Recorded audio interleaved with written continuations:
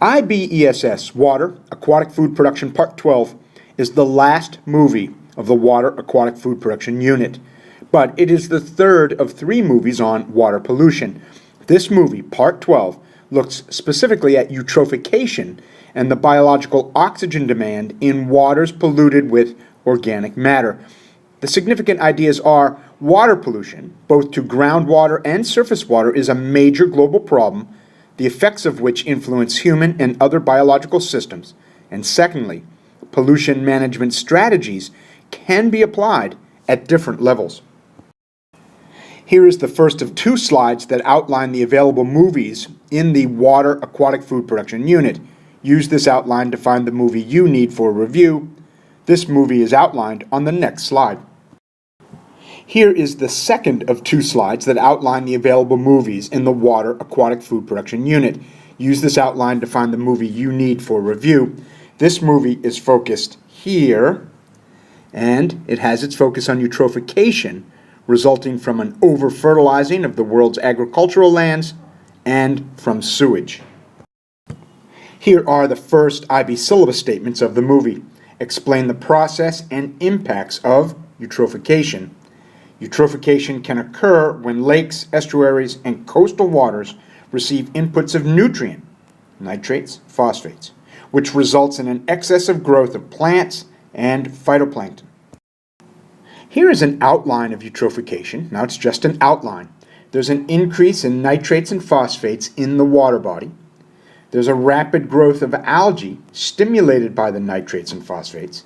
There's an accumulation of dead organic matter, dead algae primarily. There's a high rate of bacterial decomposition of the algae, and oxygen levels decline.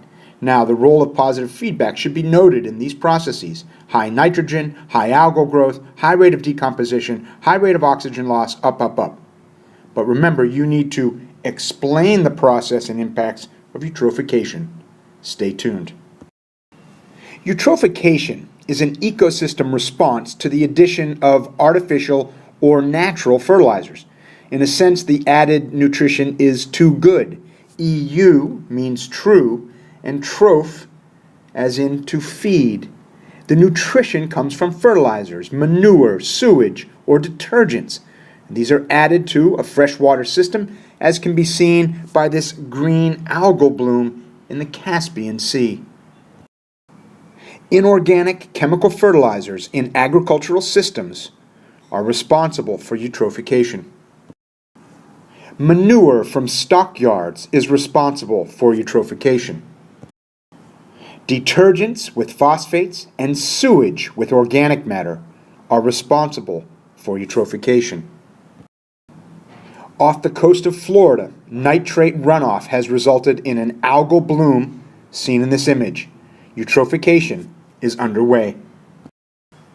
Nutrients such as nitrogen or phosphorus are released into an aquatic system, causing an increase in phytoplankton, an algal bloom.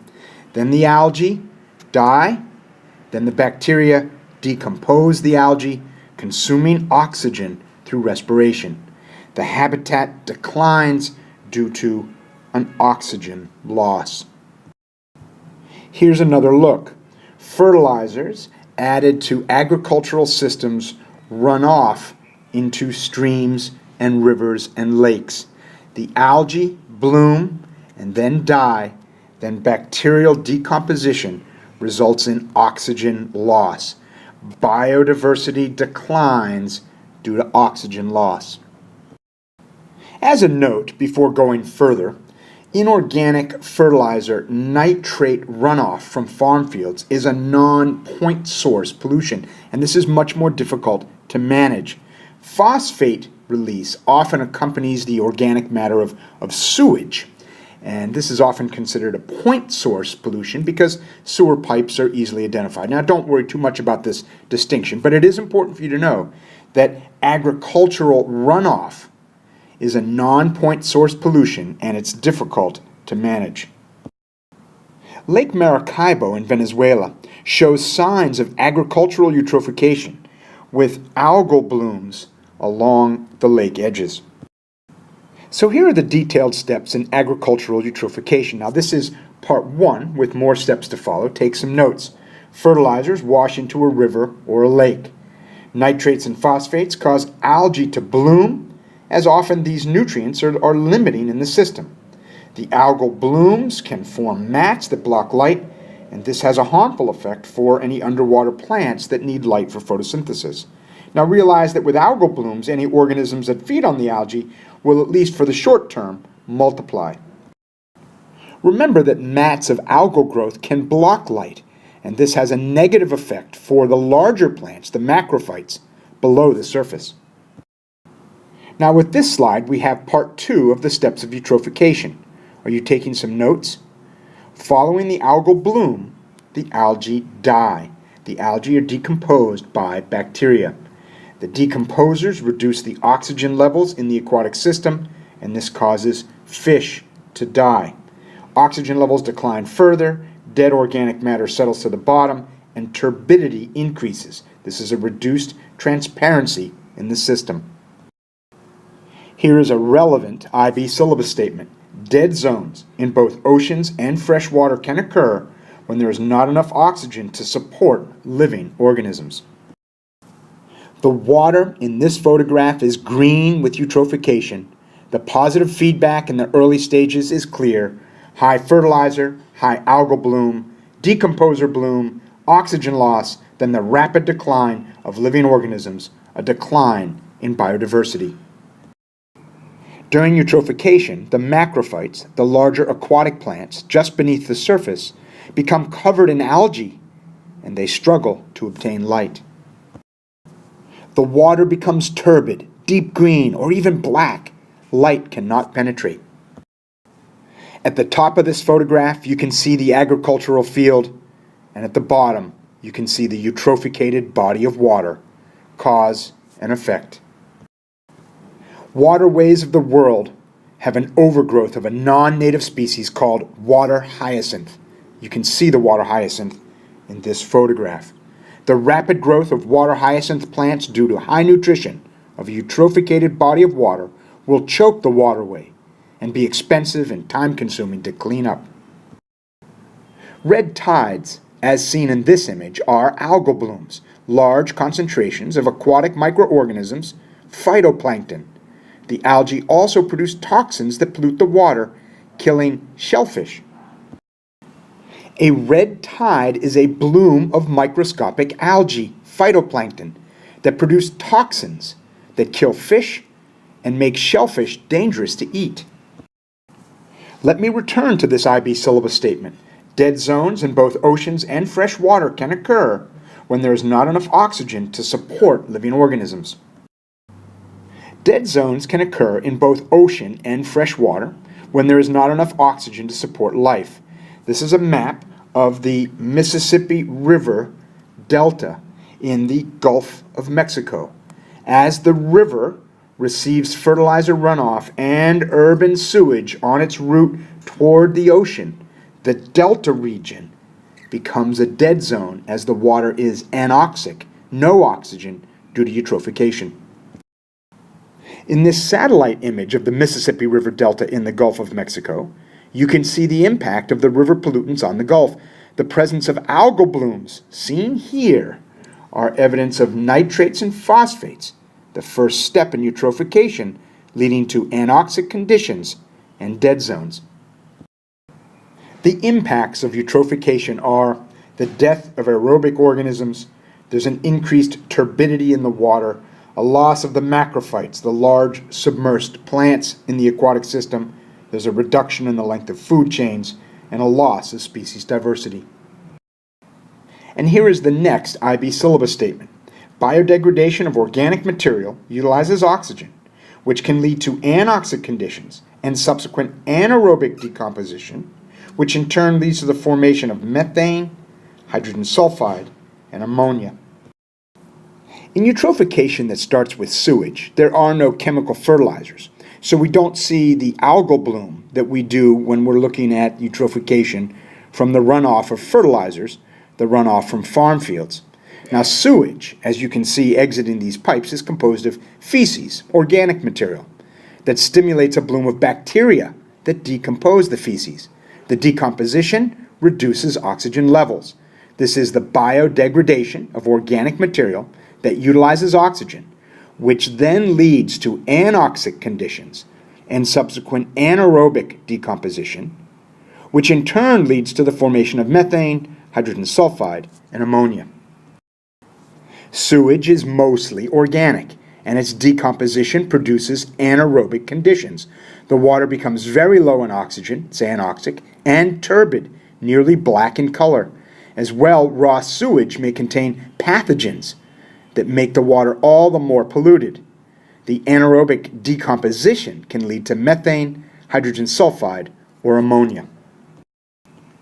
When organic matter, feces by way of example, is decomposed, oxygen is consumed, leading to anoxic conditions, and the subsequent anaerobic decomposition will result in the formation of methane or hydrogen sulfide or ammonia. Biogas, some people call it swamp gas, can be composed of methane or hydrogen sulfide or ammonia. These gases result from the anaerobic decomposition of organic matter. Various bacterial species serve to decompose organic matter under anaerobic conditions. Hydrogen sulfide is a gas that results from the anaerobic decomposition of organic matter. Even soils can become anaerobic, resulting in the formation of ammonia when organic matter is decomposed.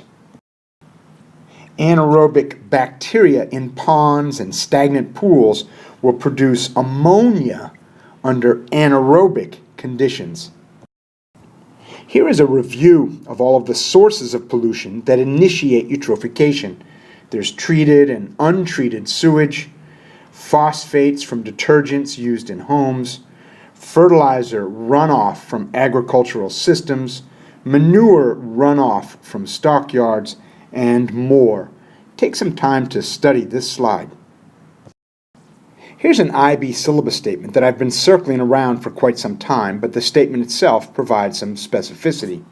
Define the term biochemical, sometimes called biological, oxygen demand, BOD, and explain how this indirect method is used to assess organic matter pollution levels in water. The decline in oxygen that I've spoken of can be measured as an indirect measure of bacterial decomposition during eutrophication. This is known as biochemical or biological oxygen demand, BOD. Pay close attention over the next half a dozen slides or so. BOD is a measure of the amount of dissolved oxygen required to break down the organic material from pollution in a given volume of water. BOD is defined as the biochemical or biological oxygen demand. It is the amount of dissolved oxygen in milligrams O2 per liter per day needed by the aerobic organisms to break down the organic material present as a result of pollution in a given volume of water at a certain temperature over a specific time period. BOD is an indirect measure of eutrophication because the pollution itself is not being measured directly. So here's the method, and you saw the BOD bottles on the last slide. You put your sample water, the polluted water, into a black bottle with no light, so no oxygen would be released by any producers. Measure the initial level of oxygen with a dissolved oxygen probe. Add a fixed quantity of bacteria, a known source, known quantity, seal the bottle up. The bacteria in the bottle decompose the organic matter, the pollution, using up oxygen through respiration, and you measure the level of oxygen, again with the probe, at the end of 5 days. Now it's the difference between final and initial that is BOD. BOD is measured in milligrams O2 required to break down the organic matter per liter of water per day. Here's a chance for you to review your understanding of biochemical or biological oxygen demand. We have 4 factories that are discharging effluent into rivers. And the first question is, which factory is adding most to the BOD of the river into which it discharges? And the answer is factory A, because of the product of these two values being the largest. Factory A, as a result of its large effluent, adds most to the BOD of the system. The second question is, which factory is adding to the river the most polluted effluent? And the answer is C, because the BOD is highest on a per liter basis. Let's look at eutrophication by following a river downstream, starting with an input of sewage. Initially, bacteria feed on the organic matter, and this takes oxygen levels down. Then the decomposed organic matter releases some nutrients, and there's a small bloom in algae, maybe an increase in oxygen.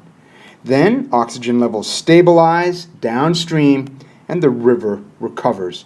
The changes in the composition of the river across space is a type of zonation. A zonation in the animals and plants that are there due to the changing levels of pollutants and oxygen availability. And remember, raw sewage, the input you see here, the raw sewage may also bring pathogens to the system.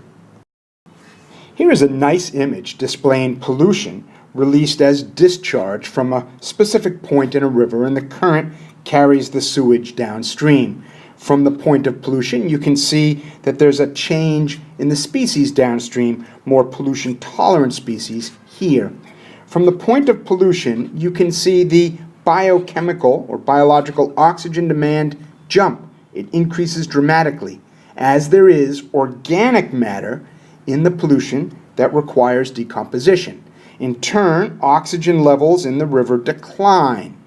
But the further away from the discharge, downriver, the river becomes cleaner and the pollution-tolerant species disappear as the clean water species reappear. Oxygen levels increase and BOD decreases.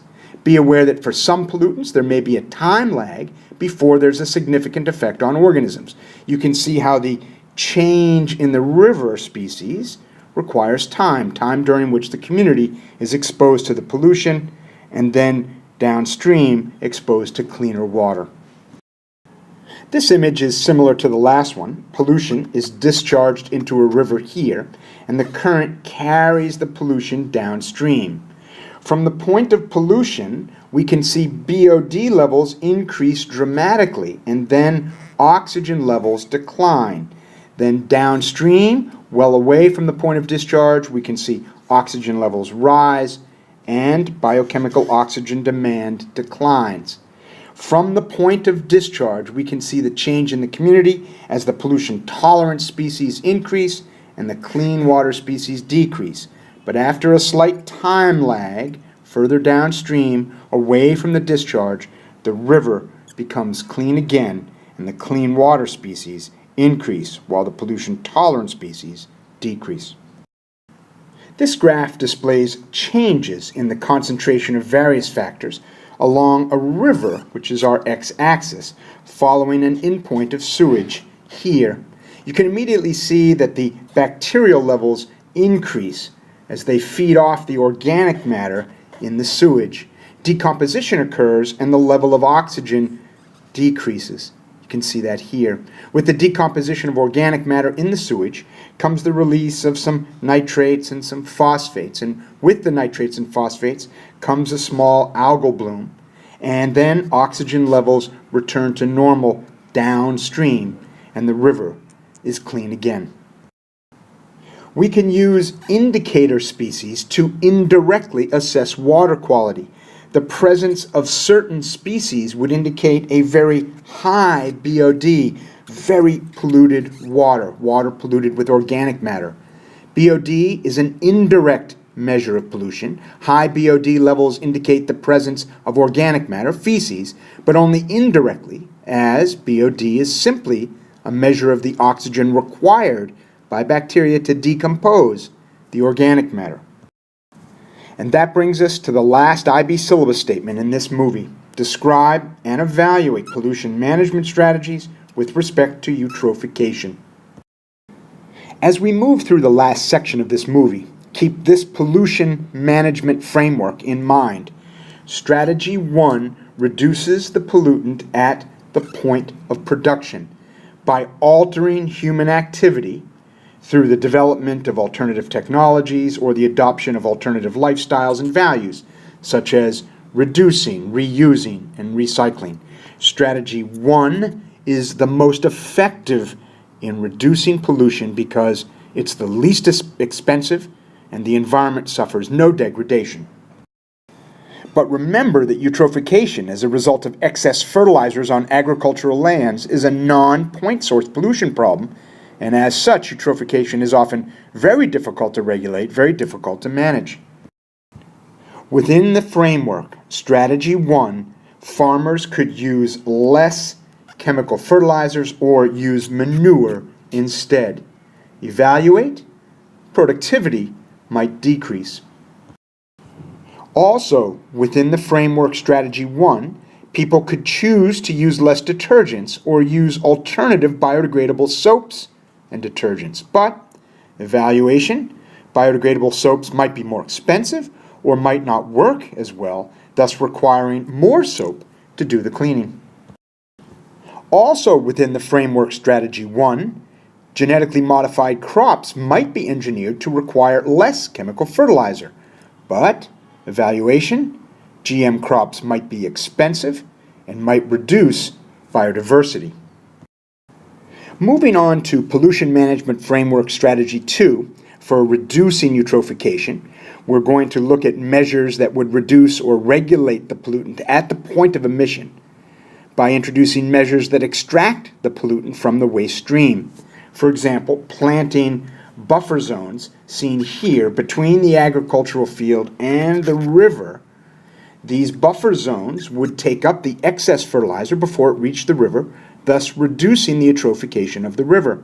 But, a little evaluation here, the buffer zone land that could be used for growing crops is used instead for trees to make up the buffer zone. Crop production is reduced.